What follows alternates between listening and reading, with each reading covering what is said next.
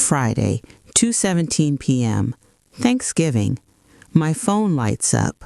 A photo from my own living room. My son, his wife, her mother. Caption, real family only. I stare at the empty corner where my chair should be. I type 2 words, good luck. Then I pull the turkey, wash my hands, and wait. The phone starts screaming, bank, attorney, line of credit, order. I say, come over, bring Paige. Headlights in my driveway. They walk in with confidence. I set out tea and a binder labeled recipes. Inside, dates, screenshots, the doorbell audio of them planning my transition. I hit play. A knock.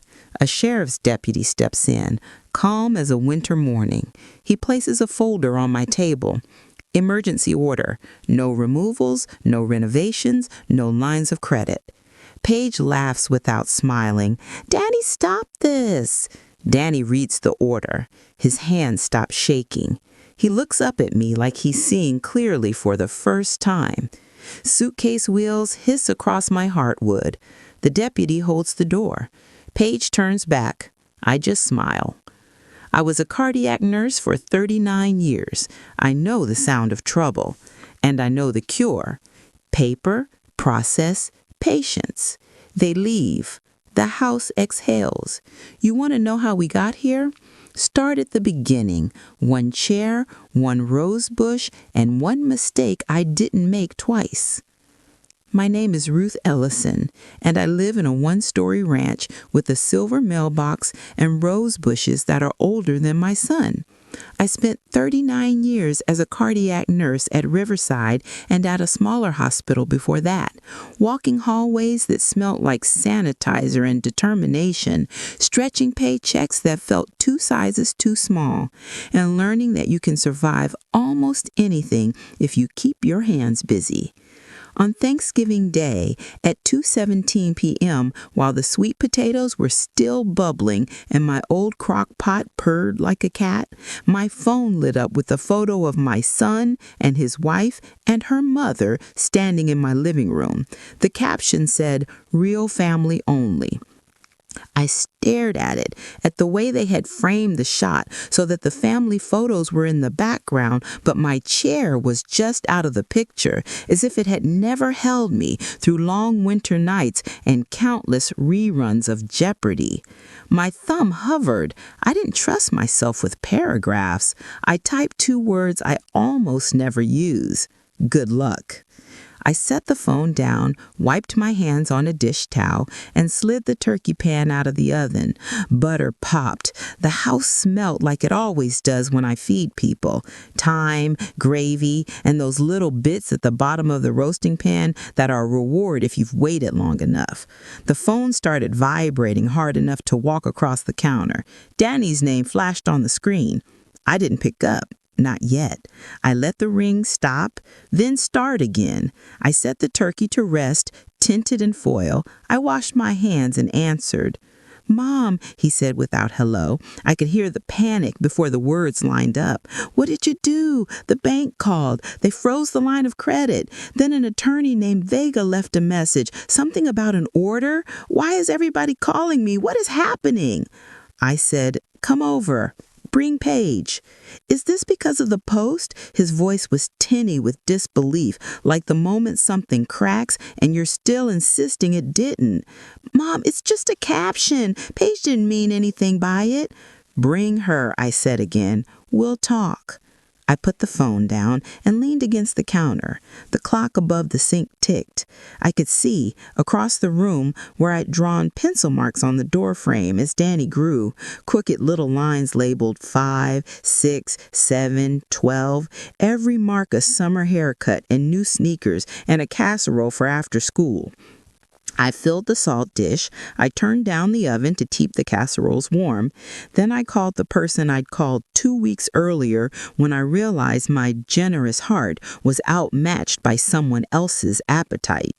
Marisol, I said when the line picked up, it's time. "Already on it," she said in a voice that always sounds like a clean line drawn with a ruler. "We filed the petition. The notices went to the recorder and the bank. I'll be there in an hour." If you want to understand how I got to calling an elder law attorney on Thanksgiving Day, you'd have to rewind 2 years and sit with me at the kitchen table the night my son brought home the woman he said he loved. Her name is Paige, and she arrived wearing heels that don't make sense on an icy driveway, with a smile that flickered like a candle when you walk past a draft. She looked at my crochet blanket and said, "Cozy," in the tone people use when they don't mean it. I told myself to be gracious. You can't choose who your son falls for. You can only choose how steady your hands are when you pass the rolls. We ate pot roast because that is what I know. Danny talked about a project at work. Paige talked about a tasting menu in Chicago. She lifted her fork to her lips as if the potatoes had offended her. "Ruth," she said near the end, looking around at my small living room at the faux wood entertainment center I bought at Big Lots 15 years ago, and the family photos with the blue-gray Sears portrait studio background. "Have you ever thought about right-sizing? My mom has a client moving to Willow Creek. Pickleball, on-site hair salon. It's beautiful." "I like my roses," I said. She smiled with her lips, not her eyes. "Oh, gardens, of course." She leaned across my table and, as if she were doing me a favor, took my hand. "It's just taxes, repairs. There's a point where it all becomes a lot. You want to enjoy, you know?" "I do enjoy," I said, and pulled my hand back to carry dessert to the table. She declined pie because she wasn't doing sugar this month, and then ate 3 of the candied pecans I had set aside for garnish, one after another, without asking. Little things tell you big things if you watch. Her mother, Renee, arrived a month later. Realtor hair, realtor smile, realtor posture, and walked through my living room like she was narrating a listing. "Lots of potential," she murmured, trailing a hand over my piano as if she might check for dust. "Have you thought about knocking down this wall, opening it up? Buyers really want flow." "I'm not selling," I said. Of course," she said, as if I hadn't spoken, and turned to Danny. "There's a community by the reservoir with a shuttle to the grocery store and the cutest craft room. Your mom would love it." Danny shifted. He has the kind of face that tries to please everyone and a jaw that has always given him away. He said, "We can talk later, Mom. It's just options." I knew then I wasn't dealing with a bad mood or a personality quirk. I was dealing with a plan. Paige never argues directly. She prefers rearranging the room and then asking why you can't find your keys. She started small. "It's just probate," she said one Sunday over coffee, sliding a form toward me as if it were a recipe. "Mom's lawyer says it's smart." "I thought probate was for rich people. I have my house and my little fourplex." "Exactly," she said. "Assets, which the state would love to get sticky fingers on if you don't organize it. Just a quitclaim. Danny would never, you know. It's just paperwork." The notary met us in a booth at Sunnyside Diner during the lunch rush. She wore a sweater with snowflakes and had a little stamp that made her feel important. She didn't ask me many questions. She didn't notice that page 3 misspelled my name as ROTH. It felt wrong, the way a shoe feels when your heel slips with every step. Later at home, I texted my friend Louise, who sings alto next to me at church and works at the recorder's office. "Does a deed matter if the legal description isn't attached?" "Depends," she wrote back. "Why?" It itched, that's all I can say. That itch is what sent me to the office of an attorney across from the county courthouse with shingled roof and a parking lot full of minivans and older sedans. Her name is Marisol Vega. She wears boots that look like she could run in them, and she listens the way good nurses listen on the night shift, when the monitor alarms and you have to decide, in the space of a heartbeat, whether it is a lead-off or a life. "You're not paranoid," she said after flipping through the stack of papers I brought in a grocery bag. "You're generous and you're tired. Those two together make a person vulnerable." The notary missed the legal description. The trustee change wasn't noticed properly. The quitclaim has errors that should have been caught. If we had to, I could drive a truck through these in court.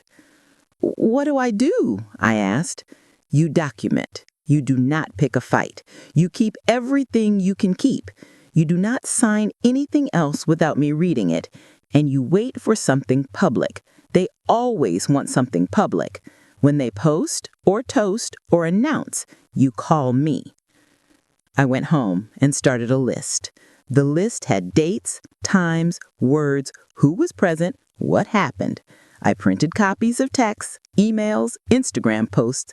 I made a binder and labeled it recipes because I knew Paige wouldn't touch it if she thought it had mushroom soup and casserole instructions inside. I changed my bank alerts so that my phone pinged every time there was a withdrawal over $50 from any account with my name on it. I moved the rent from the fourplex to a credit union on the other side of the town, where the teller calls me Hun and asks about my roses in May. Then, 1 week before Paige's bridal shower, my doorbell camera caught her and Renee on my porch rehearsing what they were going to say about my transition. Renee's voice was clear as if she sat at my kitchen table. "Once she's at Willow Creek, we swap the Lux. You can finally get the open kitchen. We'll call it safety for her. He'll agree." Paige laughed a little laugh that had no warmth in it. "And that back room? Built-ins. I want a closet like Chloe's. Mom, I can see it. The carpet has to go. It's all so dated." I saved the clip to my laptop, and then to a thumb drive, and then to a free cloud account I opened under the name of my dog that died in 2004, because the one thing the internet taught me is that 2 copies is 1 copy, and 1 copy is none. The day after I saved that clip, a loan officer left a voicemail on my house phone that started chipper and ended with concern. "Hi, Miss Ellison. Quick question about the HELOC update. Paige mentioned she has your durable power of attorney. We just need a fresh copy for our files." I played it twice. Then I played it again just to be sure I'd heard what I thought I heard. Durable power of attorney. Something Paige said she had that I knew I had never actually signed, and if I had, I would have remembered the weight of the pen in my hand and the way the paper felt too slick under my fingers. I called Marisol from the bathroom because bathrooms feel private even when they're not. "We're not waiting," I said. "We're doing this now." "It's not time," she said. "Not yet. We don't want anger. We want clarity. Keep the clip. Keep the voicemail. Keep your head." Keeping your head is easy to say and hard to do when the person your son loves starts picking up your fork at Sunday dinner and saying, "At your age, Ruth, salt is really hard on your blood pressure." And then telling people, "We're so lucky to have Danny's mom for now." She began bringing reusable grocery bags and putting them on my kitchen counter as if she had been carrying my pantry on her back for years. She stood in my doorway after church and told my neighbor Sharon that she would be taking over my tenants because cash flow is dangerous for seniors when scammers are everywhere. She looked at a photo of Danny at 5 in a Halloween costume I made with felt and glue and said, "Wow, homemade." I wish I could say I cut her out of my life then. I didn't. I tried to be steady. I tried to be the person who raised the son alone after his father left and came home once a year to be important for a weekend and then vanished again. I packed potluck dishes and sat at long tables with paper streamers and kept my mouth shut for the sake of not lighting a match when it was dry and windy. You can hold your breath for a long time if the room is quiet. It was Thanksgiving that blew out the quiet. They came an hour early to set the table for content, which is how Paige described arranging my plates for a photo. Renee gave me a bottle of wine I didn't open. Danny carved the turkey. Paige held a glass of champagne and tilted her head to find light. Renee said, "Picture." I stepped out of the way because I've learned that fights about where to stand last longer than fights about politics. Paige posted the photo, the one with my armchair just out of frame, and just under it, the words, "Real family only." The house was suddenly smaller, breathing through a straw. I set the bottle down and typed, "Good luck," and I felt something in me that had been waiting stand up.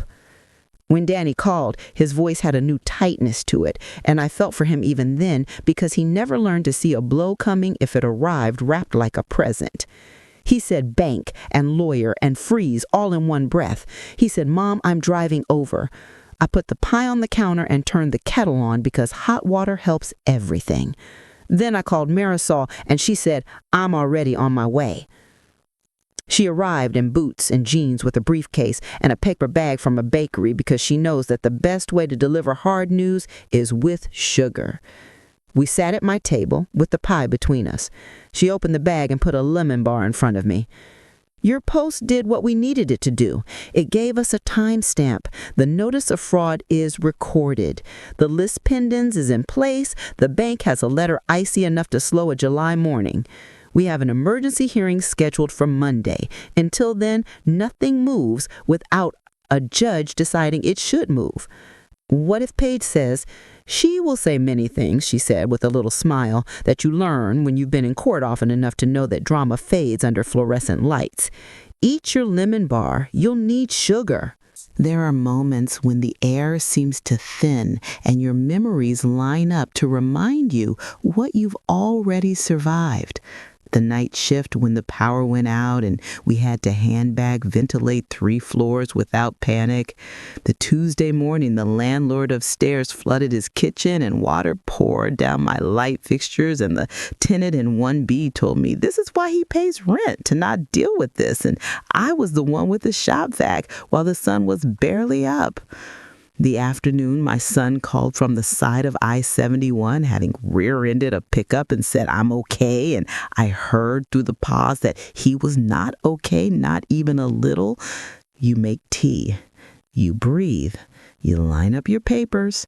You let your lawyer use the words the law listens to. Paige and Renee arrived just after Danny. They came in with their coats still on.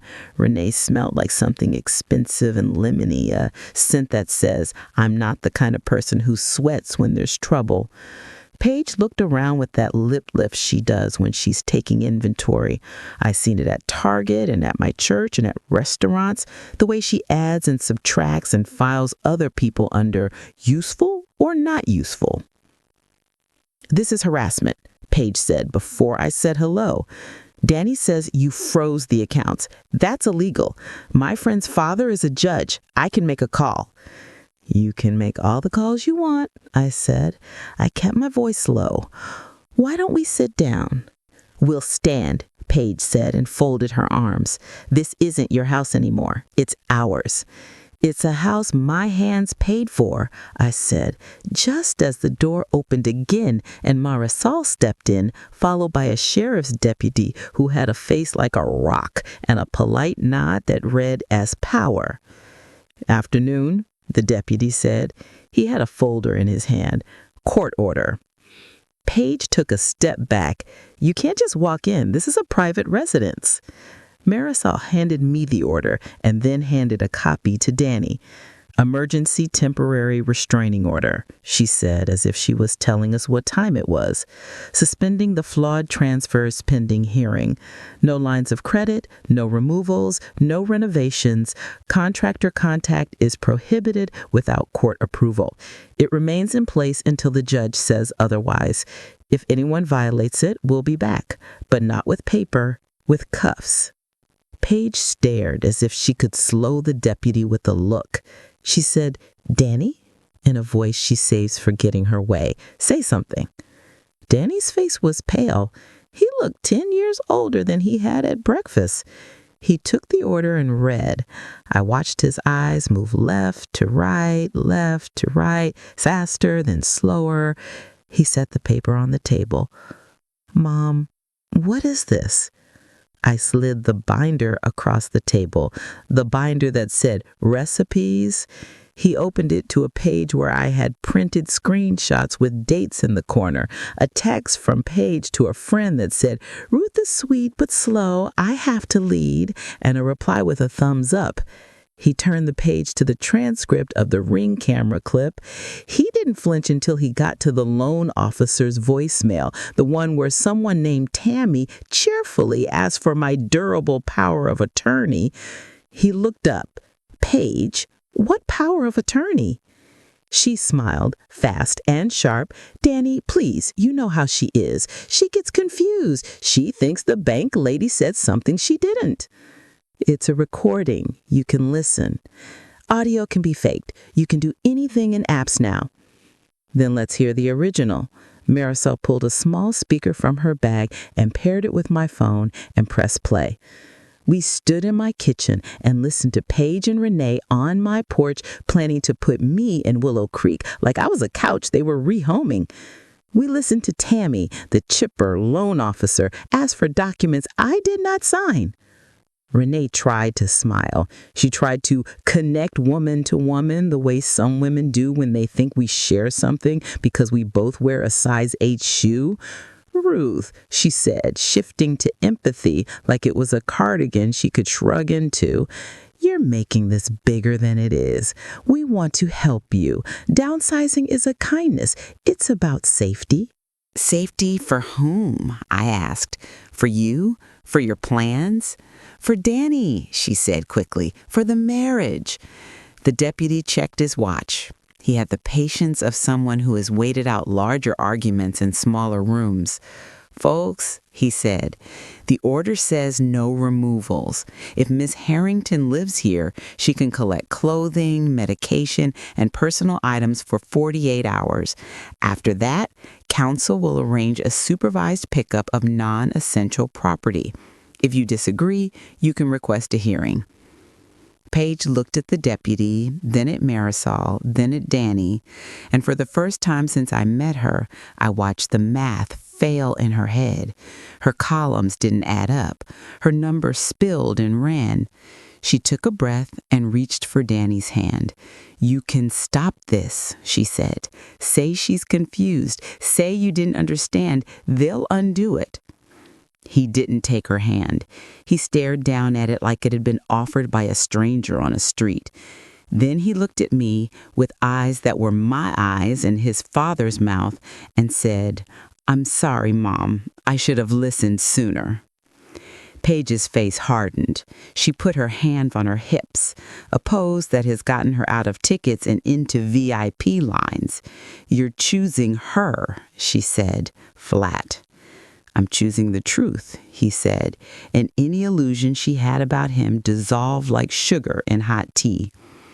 They went upstairs. We heard drawers open, hangers clack. Renee paced in the living room and made a few calls that sounded like begging wrapped in ego. The deputy stood by the door and hummed under his breath, something slow and familiar, a hymn you hum when you need to remind yourself how you got here. Marisol wrote down times on a yellow pad and texted someone who texted back immediately. I'm not a woman who sues, I said to her quietly. I just want my life back. You're not suing, she said. You're telling the court what it needs to hear, to return things to the way they were before someone tried to jump the line. That's different. Paige came down the stairs with 2 suitcases. She stopped by the hallway mirror to tilt her head and fix her lipstick. It struck me how people have habits you don't notice until you do, and then you wonder how you ever miss them. She turned to me with a shade of kindness I recognize now as a tactic. Ruth, she said, I'm sorry if the caption hurt your feelings. It was a joke. The internet isn't real. Family is real. Don't blow this up because you're embarrassed. Danny and I can fix this if you stop letting other people get between us. Other people? I asked. The law, the bank, the recorder's office? Lawyers love to make things complicated, she said. She looked at Danny. Tell her, baby. He didn't. She rolled her suitcase across my hardwood floor, and the wheels made a sound that will always mean relief to me now. The deputy opened the door and stood aside like a doorman at a hotel he didn't choose. Renee brushed past me with a glance that said she had places to be and people to persuade. I watched their car pull away and disappear at the end of the block where the maple tree always turns first in October and the snowplow always turns last in January. They weren't gone forever that day. Real life isn't a one and done. It's paperwork and return calls and messages that say just circling back. The next 48 hours were full of emails from Paige's attorney, who wrote long messages about marital rights and equilibrium and optics, and replies from Marisol that were shorter and cited case law in a way that was both soothing and terrifying. The notary from Sunnyside Diner called to say she had reviewed her journal and she was deeply sorry. And yes, she would sign a sworn statement that she had not verified identity properly and that she had been rushed and that she understood now why notaries are supposed to slow things down no matter how many fries are getting cold. Monday morning, we went to the courthouse. The fluorescent lights made everyone look honest. Paige wore beige, Renee wore black. Danny wore the suit I bought him for his first job interview out of college, and he kept rubbing one thumb over the other the way he always does when he wishes he could turn back time. The judge was a woman who had seen every kind of face and knew which ones were telling the truth. She read the papers without looking up. She asked 3 questions that were not complicated and did not require long answers. Was the legal description attached? Was the trustee change noticed? Did the notary follow procedure? The answers were no, no, and no.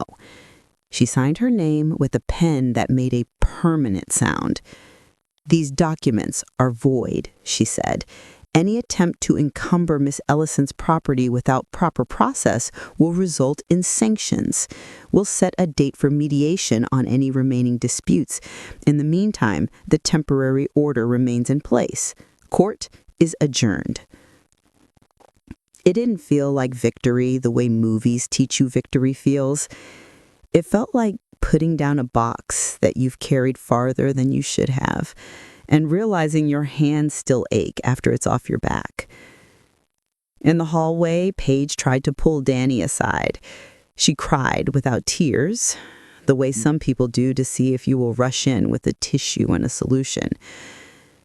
"I know what your mother told you, but she has always wanted you to herself. She never liked me. She thinks I'm not good enough. She's threatened that I'm changing things.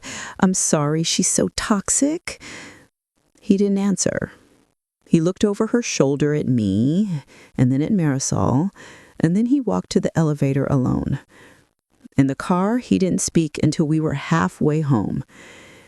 He said finally, "I thought being a good husband meant going along.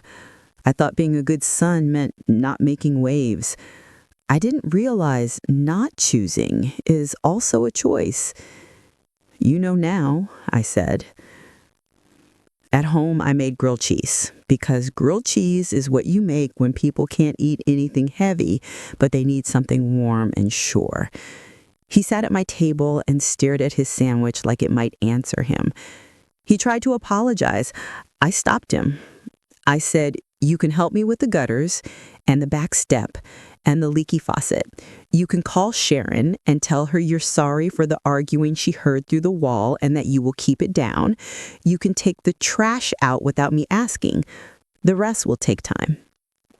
He nodded, and then he did those things, one at a time, like steps in a rehab program that teaches you normal is built, not given. Paige did not go quietly. She posted a black and white selfie with a caption about marrying into toxicity and not being appreciated. Her friends responded with heart emojis and fierce queen. Then Renee, who lives 2 doors down and never says more than she needs to, commented, Sweetie, Ruth brought me chicken soup every day during chemo. She shoveled my driveway in that blizzard when my hip went out. She's not perfect, but she's not toxic.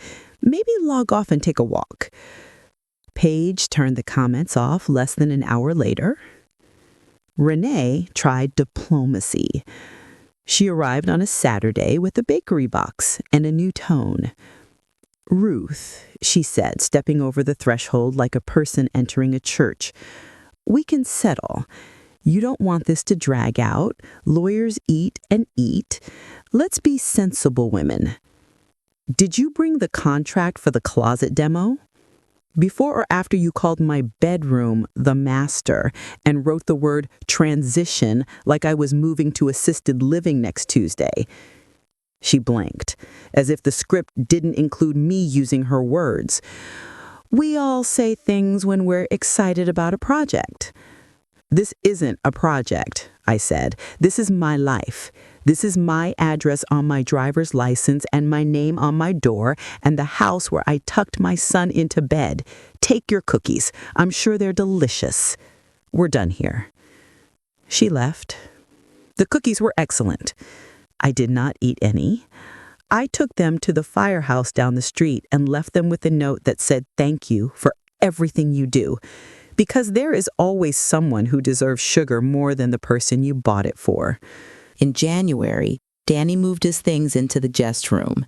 He started therapy through his company's EAP because he wanted to understand why he didn't see what he didn't see. He took long walks by the reservoir without his phone.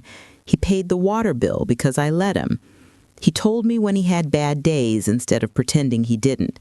He apologized without asking me to rush to tell him it was okay. He stopped letting other people narrate his life. The divorce moved quickly because there wasn't much to split once the quicksand was identified and fenced off. Paige's attorney wrote pages about inequity and expectations and optics. Marisol filed shorter papers with citations and dates and signed statements from a notary who had realized that stamps are not costumes and jobs are not games. The judge read, ruled, and scolded. Paige got her ring back and a lesson she'll either learn or pretend she doesn't need. By March, the house felt like itself again. The way light moves across the living room in the late afternoon made a rectangle on the floor where my dog used to nap, and now it made a rectangle where I put a new rug from the discount bin at Kohl's. I hired a handyman to fix the drawer that always sticks. Danny replaced the back step with lumber that didn't squeak. I took my roses down to the nubs because that's how you get the best growth later. Ugly now, beautiful later. A truth I wish we taught in school. I met Miss Madison at the farmer's market one Saturday when I was buying tomatoes that tasted like summer, and she was buying flowers with a face that says, I always tip. She's a second-grade teacher who keeps a tote bag full of early readers in her trunk because you never know when a kid is going to discover they love frogs. Danny ran into her at a community cleanup day and came home different in the smallest way, with a steadier voice. She came for dinner, and she asked me if I'd teach her to make pot roast because Danny talked about it like it was a holiday. I told her the secret is low and slow and salting at the end, and that people are potatoes more than they are steaks. Better when you give them time. We sat at my kitchen table and laughed about the way second graders murdered the English language and people in line at Kroger who cannot believe the world will not speed up on their account. She asked about the roses and listened the way you hope someone will listen to you without calculating what you owe it. She touched my shoulder and said, "Thank you for letting me in." And I could feel something inside me unclench that had been a fist for too long. Spring came, and the maple on the corner leafed out, and the ice cream truck started its tinny song again. And one day, a letter arrived in my mailbox with Paige's handwriting on the envelope. I set it on the counter and looked at it the way you look at a snake behind glass. I made tea. I sat down. I opened it. It was 3 pages. It was an apology that was also a resume and a justification that was also a plea. She wrote that she had grown up with a mother who believed appearances were everything and that she had, in her words, absorbed tactics without knowing I was doing harm. She wrote that she regrets the caption and that she understands now how disrespectful it was to try to rebrand a family. She wrote that she wishes me peace and that she is trying to learn what love is without control. She did not ask for forgiveness exactly, but she wanted me to know she had suffered. I read it twice. Then I put it in the drawer where I keep warranties and spare keys and birthday candles and a copy of Danny's kindergarten photo with the crooked front tooth. I didn't respond, not because I wanted her to hurt, but because not every letter needs a reply, and some lessons come cheaper if you finish them alone. Here is what I know now. Family isn't a caption. It's who shows up when you can't lift the other end of the couch, and who stands between you and a clerk whose system has failed you, and who brings you a casserole when you forget why people bother eating. It's a neighbor who writes one sentence under a photo online because she was there when you shoveled her driveway, and she remembers when your back hurt so bad you stopped halfway and she finished the last strip without you asking. It's a lawyer who speaks softly to a panicked son and sharply to a woman who thinks rules apply to other women. It's a deputy who hums hymns because they help him remember which power is his and which is not. When people ask me what I would tell other women, I tell them this. Learn where your papers are and what they mean. Keep your bank alerts on. Document quietly because diaries beat drama 6 days out of 7. Make friends with the person who knows which counter you go to at the courthouse. Never sign at a diner while someone's fries are getting cold. And if anyone posts real family only from your living room like you are a ghost, reply without rage, but with resolve. Good luck is the sound of a woman who knows which levers are hers to pull and pulls them without names or noise. Sometimes I sit on the front steps in the evening with a glass of iced tea and watch the kids on the block ride by in wobbly circles, helmets too big and pride too bright. Danny wanders out with a book and sits on the top step and reads a page and looks up and says, "Do you think we'll ever laugh about this?" And I say, "We already are, just softer than you expected." Miss Madison drops by after school with construction paper turkeys and a story about a child who thinks the moon follows her car because it loves her best. The roses put out new growth exactly where I cut them back. The house settles at night with pops and sighs that sound like an old friend settling into comfort. When I turn out the lights, the quiet doesn't scare me like it did when someone else was measuring my walls for closets I didn't ask for. It comforts me because it is a quiet I chose. There is no ending where everyone learns the same lesson at the same time and claps. There is instead a kind of steadiness you earn when you don't let someone else's urgency become your emergency.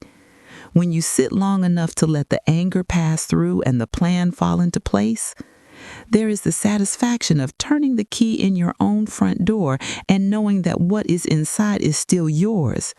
The chair with the dent where your body insists upon itself. The pots with black on the bottom that no scrubber can remove. The photographs with the blue-gray background and the bowl cut that still makes you smile. The pale ring on the shelf where a plant sat for 17 years and the wood is lighter there because it was protected. On my kitchen wall, there's a small frame I bought at a thrift store for $1. Inside is a slip of paper with my own handwriting from a list I made the week everything started. Document, breathe, ask for help from people who do this for a living, salt last, don't over-explain, lock the back door, remember who you are. Sometimes I run my fingers over the glass as if you can feel words if you press hard enough.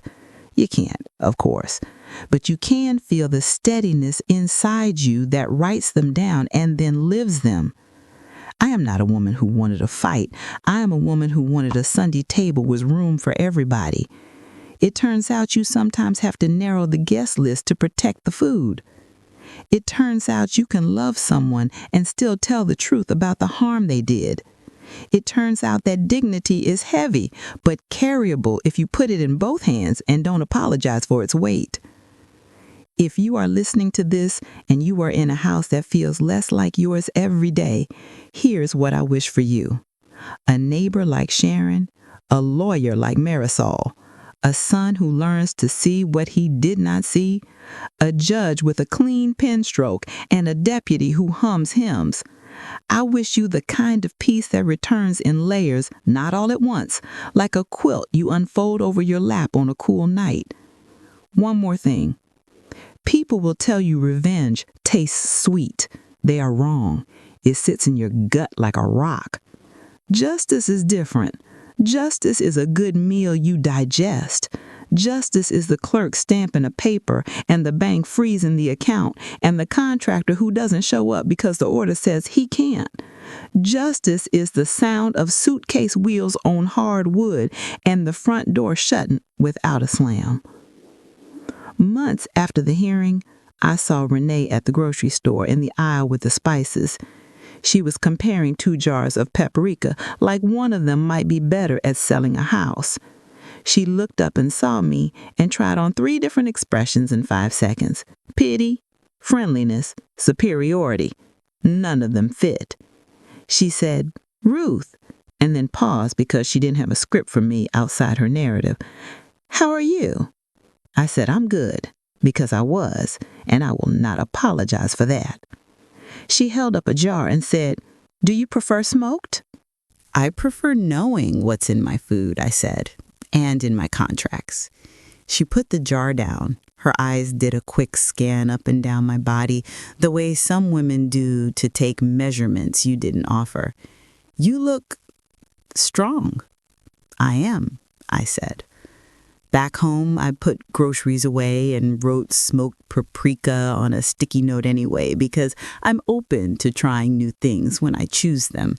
I opened the window over the sink and let the spring air in.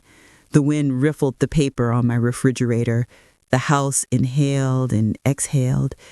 That night, Danny came over with a box of brownies he'd bought at Kroger because he knows there's a point in every week when chocolate helps. He put the box on the table and then took it back and read the label and then put it back again because therapy had taught him that breath is better than impulse. "Miss Madison says her kids think the world will end if they can't find the green crayon," he said. "She tells them, 'Look again, it's probably under your elbow.'" "It's always under your elbow," I said. He smiled. He cut the brownies into squares and put them on a plate, and we ate them warm because sometimes warm is the point. He looked around at the living room, at the same furniture it has always held, now miraculously itself again, the way a room can be relieved when the wrong person leaves, and he squeezed my hand. "Mom," he said, "thank you for being stubborn." Stubborn saves lives. Ask any nurse. I am not a sage and I am not a saint, and I am not the kind of person who wins arguments with flawless speeches. I am a woman who knows where the clean dish towels are and who my neighbors are and where to go at the courthouse. I am a woman who taught herself not to panic when the monitor beeps and who remembers that low and slow brings meat to tenderness and people to truth. I am a woman who learned to say 2 words that do more work than a sermon when someone posts a photo of your house without you in it. Good luck. Say it without heat. Say it like a prayer. Say it like a door closing softly. Then call the lawyer. Then put the turkey in the oven and set the timer. Then wait. Then answer the phone when your son calls and tell him to come over. Put the kettle on. Lay out the papers. Breathe. And when it is done, when the deputy has gone and the house is quiet and your hands are finally empty, sit in your chair and let the quiet be what it always was before someone tried to rename it. Yours.